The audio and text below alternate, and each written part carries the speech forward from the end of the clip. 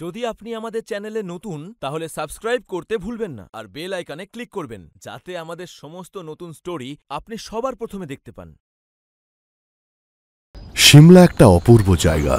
দিনের বেলায় যতটাই ঝলমলে লাগুক না কেন, রাতটা কিন্তু হয়ে ওঠে ভয়ঙ্কর। শীতের রাতে কেউই বাইরে বের হওয়ার সাহস করে না, কারণ দিনের বেলা যতটা সুন্দর লাগে রাতটা ততটাই ভয়ঙ্কর হয়ে ওঠে। তবে 7 জনের মনে হয়েছিল রাতের বেলায় ওই ভয়ঙ্কর জায়গাতে শয়তানেরা বেরিয়ে আসে। কেউ যদি একবার তাদের সাম্রাজ্যে ঢুকে পড়ে তাহলে সে আর বেঁচে ফিরে না। কিন্তু ওরা 7 জন এই কথায় বিশ্বাস করে। অনেকেই গুপ্তধনের খোঁজে জঙ্গলের মধ্যে চলে যেত, কিন্তু আর বেঁচে ফিরে আসত না। শয়তানের ভয়ে সবারই জঙ্গলে যাওয়া বারণ ছিল, কারণ যেটা বারণ করা হয় মানুষেরা কিন্তু সেটাই করে। এইরকমই একদিন রাত 1টার সময় হাড় কাঁপানো ঠান্ডা পড়েছিল, হালকা হালকা বরফও পড়ছিল।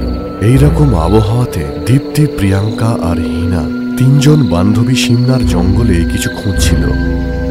3 জনেই গরম পোশাক পরে গিয়েছিল, কিন্তু তা সত্ত্বেও তারা ঠান্ডায় কাঁপছিল।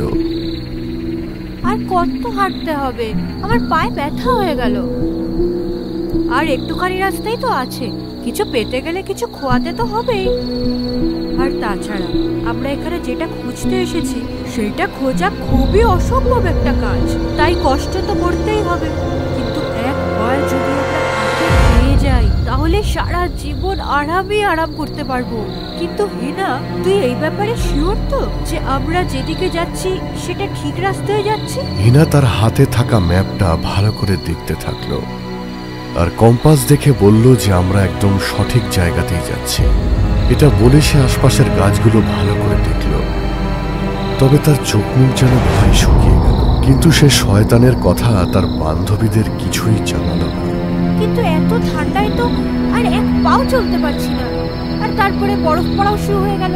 আবার এইরকম না হয় যে আমরা 3 জনে জঙ্গলের মধ্যে আটকে পড়লাম। 3 জনে যখন কথা বলছিল তারা কোনো জন্তুর গলার আওয়াজ শুনতে পেল।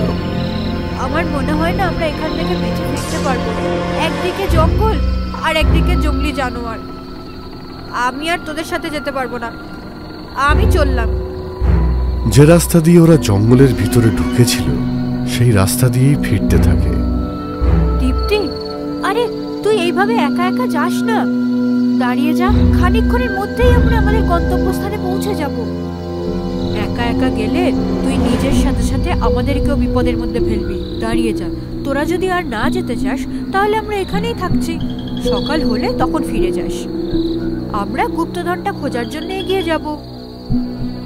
হেনা আর প্রিয়াঙ্কা তাকে বুঝিয়ে আটকানোর চেষ্টা করে, কিন্তু দীপ্তি যেন কোনোভাবেই বুঝতে চাইছিল না। ওদের কথা না শুনে সে চলে যাচ্ছিল। আমরা ওকে একা এইভাবে ছেড়ে দিতে পারি না, ও জানে না এই জঙ্গলে। এটা বলেই হেনা চুপ করে যায়।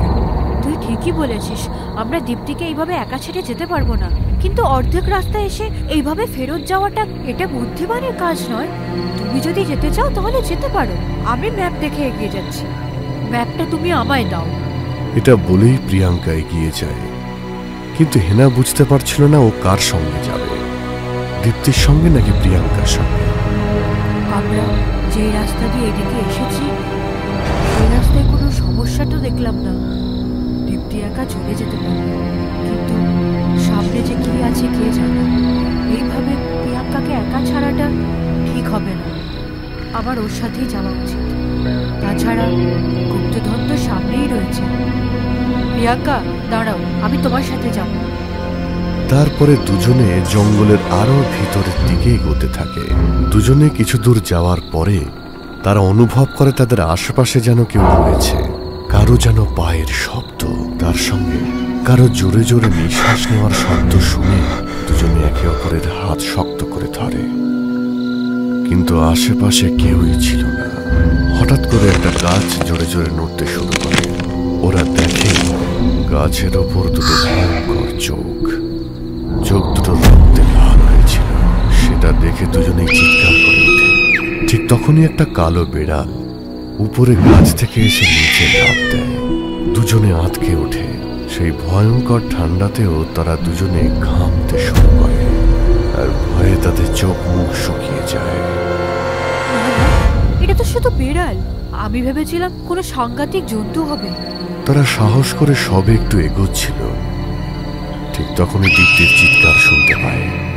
দুজনে ভয়ে একে অপরের দিকে তাকায়, কারণ দীপ্তি তো অনেকক্ষণ আগেই চলে গিয়েছিল। তাহলে ওর চিৎকার এখন কেন শুনতে পাচ্ছে? তারা দীপ্তির আবার যেদিক থেকে আসছিল সেদিকে তাকায়।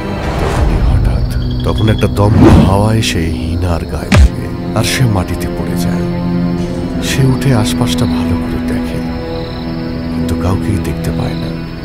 ওরা আবার দীপ্তির চিৎকার শুনতে পায়। হেনা, প্রিয়াঙ্কা, বাঁচাও আমায়, হেনা।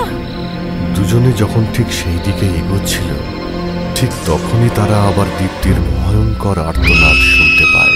দুজনে একে অপরের হাত শক্ত করে ধরে, আর যেদিক থেকে আওয়াজটা আসছিল সেই দিকে দৌড়য়।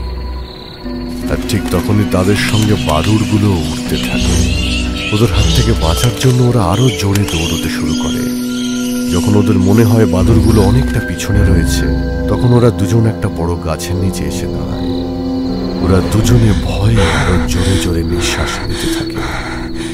তখনই গাছের পাতাগুলো জোরে জোরে নড়ার শব্দ পায়, আর গাছের একটা ডালের সঙ্গে দীপ্তির লাশটা ওদের সামনে এসে পড়ে। দীপ্তির শরীর থেকে অনবরত রক্ত ঝরে পড়ছিল। শুধু মুখ দেখেই ওরা চিনতে পেরেছিল। এটা দেখে হিনা আর প্রিয়াঙ্কাও চিৎকার করে ওঠে। দীপ্তির মৃতদেহ এইভাবে আমাদের সামনে পড়ে আছে, তার মানে একটা কথা সত্যি, এই জঙ্গলে সত্যি কি কি বলতে চাইছো তুমি হেনা? এখন কথা বলার সময় নয় প্রিয়াঙ্কা। দীপ্তির মৃতদেহ আমাদের সামনে রয়েছে, তার মানে ও আমাদের আশেপাশেই রয়েছে। ও আমাদের সামনে আসার আগে আমাদেরকে পালাতে হবে। কিন্তু কে আশেপাশে আছে? কার কথা বলছো? হিনা প্রিয়াঙ্কার কোনো কথারই উত্তর দেয় না। সে প্রিয়াঙ্কার হাত ধরে দৌড়তে থাকে। ঘন জঙ্গলের মধ্যে দৌড়তে দৌড়তে ওদের পায়ের আওয়াজের সঙ্গে সঙ্গে গাছগুলো নড়তে শুরু করে। এমনটা মনে হচ্ছিল কেউ যেন ওদের পিছু নিয়েছে। ওরা দৌড়তে দৌড়তে ক্লান্ত হয়ে পড়ে, জোরে জোরে নিঃশ্বাস নিতে থাকে। ঠিক তখনই ওরা দেখে দীপ্তি তাদের দিকে এগিয়ে আসছে। দুজনে অবাক হয়ে একে অপরের দিকে তাকিয়ে থাকে, কারণ কিছুক্ষণ আগেই তো ওরা দীপ্তির ক্ষতবিক্ষত লাশ দেখতে পেয়েছিল। তাহলে দীপ্তি কি করে তাদের দিকে এগিয়ে আসছে? ঠিক তখনই জোরে জোরে ঠান্ডা হাওয়া বইতে থাকে, আর বরফও পড়া শুরু হয়। আমি কখন থেকে তোমাদের দুজনকে খুঁজছি, আর তোমরা এখানে ঘুরে বেড়াচ্ছ? কিন্তু তুমি তো কি? এটা বলে দীপ্তি জোরে জোরে হাসতে থাকে। দেখতে দেখতেই দীপ্তি একটা ভয়ানক শয়তানে পরিণত হয়। ভয়ঙ্কর চেহারা, কালো দুটো মোটা মোটা হাত, মাথার ওপর দুটো শিং, চোখ দুটো জ্বলছে। তাকে দেখলে কেউ ভয় অজ্ঞান হয়ে যাবে। তোমাদের কি মনে হয়েছিল এত রাতে আমার এলাকাতে ঢাকে আমাকেই বোকা বানাবে? আমার চোখ থেকে কেউ বাঁচতে পারে না। তোমরা দুজনে ওই মেয়েটার মতো আমার হাতেই শিকার হবে। এটা বলেই সেই শয়তান তাদের উপর ঝাঁপিয়ে পড়ে। তাদের চিৎকার সারা জঙ্গলে ছড়িয়ে পড়ে।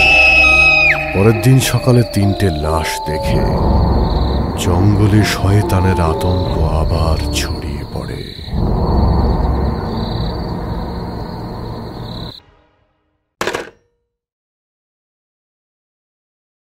যদি আপনি আমাদের চ্যানেলে নতুন, তাহলে সাবস্ক্রাইব করতে ভুলবেন না আর বেল আইকনে ক্লিক করবেন, যাতে আমাদের সমস্ত নতুন স্টোরি আপনি সবার প্রথমে দেখতে পান।